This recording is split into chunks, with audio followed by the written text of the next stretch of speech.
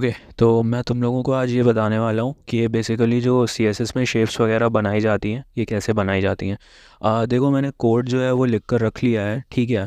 और बाकी तुम्हें कोड मिल जाएगा वेबसाइट पे, ठीक है। और बाकी इसमें जो बेसिक है वो बिगिनर्स के लिए है। तो शुरू करते हैं। मैं ये सब नहीं बताऊँगा, ठीक है। मतलब ये तुम्हें इतना पता होना चाहिए कि ये किस तरह से बना होगा, मतलब लाइक डिव्स और ये सब, ठीक है। बाकी मैं तुम्हें बताता हूँ कि अलग अलग शेप्स कैसे बनी। ओके। देखो, सबसे पहले div 1 आता है, यानी कि ये सर्कल, ठीक है। तो इसमें जैसे मैंने देखो, बॉर्डर रेडियस में अगर 50% डाल दोगे तो सर्कल बन जाएगा, लेकिन उसके लिए कुछ बातें याद रखनी होती हैं, जैसे कि हाइट और विथ जो है उस div की सेम होनी चाहिए। मान लो मैं इसे 50 कर दूं हाइट को, तो देखो ये ओवल शेप में चला गया, ठीक है, क्योंकि इसकी विथ जो है वो 20 है और हाइट जो है वो 50% है। तो ये मतलब बेसिकली सेम नहीं है, तो इस वजह से ये तुम्हारा सर्कल नहीं रहेगा। बट ये ध्यान रखना, अगर सर्कल बनाना है तो जो बॉर्डर रेडियस है उसको 50% कर दिया जाता है, और विथ और हाइट सेम रहनी चाहिए, मतलब वो कोई भी वैल्यू हो, ठीक है। और इसमें 50% एज अ यूनिट लिया है। तुम इसमें और यूनिट्स का भी यूज़ कर सकते हो, बट परसेंट ज़्यादा बेटर रहता है, क्योंकि लाइक जो वेबसाइट कंप्यूटर पे चल रही है या मोबाइल पे चल रही है या टैबलेट पे चल रही है, तो वहाँ पे परसेंटेज की यूनिट्स जो हैं वो स्क्रीन के हिसाब से अपने आप को एडजस्ट कर लेती हैं। मैं बेसिकली परसेंटेज ही यूज़ करता हूँ, बाकी और भी कंपैटिबिलिटी के लिए यूनिट्स होती हैं, वो फिर कभी डिस्कस करेंगे। एनीवे, सेकंड आता है हम लोगों का div 2। तो मैंने यहाँ पे पिक्सल का यूज़ करा है, ठीक है। और ये एक सिंपल स्क्वायर था, और उसमें जो साइड में थोड़ा सा ज़्यादा रेडियस देने के लिए जो है ये क्या होता है ना, कि जैसे अलग अलग साइड्स में थोड़ा इंटरैक्टिविटी के लिए ना उसमें ब्लॉक फॉर्म यूज़ किया जाता है ना। इन डब्बों के बीच में तुम कुछ भी लिख सकते हो, या यू नो बटन्स प्रोवाइड कर सकते हो, या कुछ भी इंटरैक्टिव जो तुम्हें लाइक लगता है कि करना चाहिए तो वो तुम कर सकते हो, ठीक है। तो उसके लिए अगर बॉर्डर रेडियस अगर तुम्हें इस तरह का बनाना है, ठीक है, जिसमें कि ये हल्का सा एक बस राउंडनेस हो, ठीक है, बहुत शार्प स्क्वायर ना हो। लाइक मान लो मैं इसे जैसे ही कर देता हूँ तो ये बहुत शार्प है, और आजकल थोड़ा जैसे हो रखा है ना, चीज़ें थोड़ी बबली टाइप की होती हैं, है ना।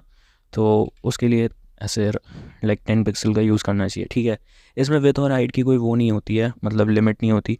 तुम चाहो तो लाइक इसे विथ 60 कर दो, तो बॉर्डर्स इसके ऐसे ही रहने वाले हैं, ठीक है।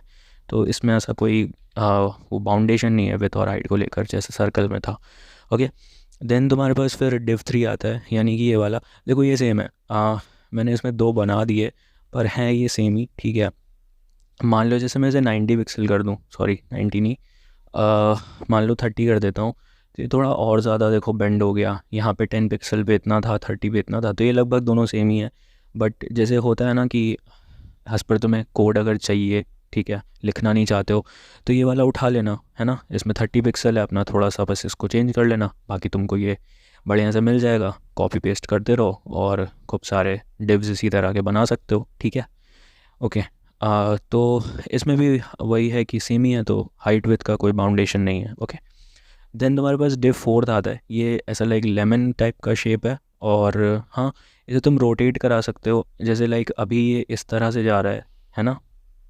तुम चाहो तो इसे रोटेट कर सकते हो, ठीक है, कुछ माइनस में डिग्रीज पे, तो ये div तुम्हारा सीधा हो जाएगा। मैं भी रोटेट करके नहीं दिखाऊंगा, पर इसको बनाया कैसे है ये समझो। असल में यही थोड़ा सा इंटरेस्टिंग पार्ट है। देखो, जो बॉर्डर रेडियस होता है उसमें ऐसा ना क्लॉकवाइज जो है वो बेसिकली रेडियस डिफाइन करी जाती है, ठीक है। मैंने तो यहाँ तो सिंपली केवल बॉर्डर रेडियस लिख दिया है। चाहो तो जब टाइप करोगे, ठीक है, तो कुछ इस तरह से भी होता है। लाइक देखो यहाँ पे ये border top right radius, border bottom left radius, border bottom right radius, border top left radius, तो इस तरह से भी रहता है। पर इतना इससे ना कोड फिर लेंदी हो जाता है, ठीक है। तो जैसे बड़ी प्रोजेक्ट्स या कुछ लाइक क्लाइंट्स के लिए प्रोग्राम करो, तो उसमें इश्यूज आते हैं क्योंकि कोड बहुत लेंदी हो जाता है। तो उसके लिए क्या कर सकते हो कि सिंपल बॉर्डर रेडियस डालना है, और ये याद रख लो कि क्लॉकवाइज की जाती है ना, मतलब इस वाले से फिर इस वाले पे, फिर इस वाले कॉर्नर पर, फिर इस वाले कॉर्नर पे ख़त्म हो जाता है।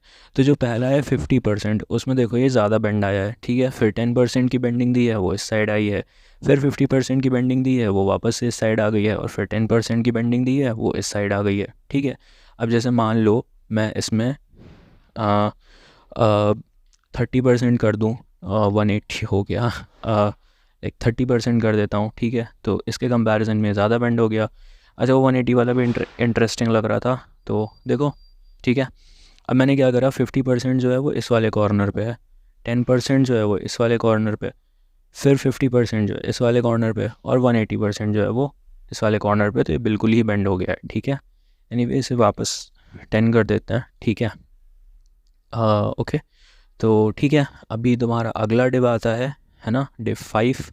और हाँ, इसमें हाइट और विथ का जो है बताना भूल गया मैं, हाइट और विथ का जो है वो बाउंडेशन रह सकता है। रीज़न देख सकते हो भाई, अगर हाइट और विथ सेम नहीं रखोगे तो तुम्हें कुछ अजीबोगरीब शेप मिलेंगी। मुझे नहीं पता इस शेप में क्या इंटरेस्टिंग हो सकता है, पर हाँ अजीबोगरीब शेप्स तुम लोगों को मिल जाएंगी, ठीक है। तो उसके बाद फिर तुम्हारा डिव 5 आता है, ठीक है। तो डिव 5 जैसा कि देख सकते हो ये एक बॉल जैसा है, और मैंने तुम्हें अभी ऊपर समझाया कि ये लाइक क्लॉकवाइज जाता है, ठीक है। देखो इस शेप पे वो मत करो, मतलब ये शेप के बारे में नहीं है ये, असल में इसको और आराम से या कह लो कि कोड को कम लेंदी करके लिखने के बारे में है।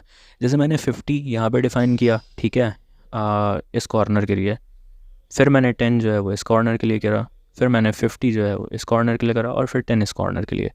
बट अगर मैं चाहूँ कि इन सब को लाइक वो कर दिया जाए, ठीक है, तो 50% जो है मैंने इसके लिए करा है, और फिर 80% इसके लिए, और फिर 50% इसके लिए, और फिर 50% इसके लिए। बेसिकली मैंने जो है वो 4 साइड्स को 2 में ही जो है वो डिफ़ाइन कर दिया है, ठीक है।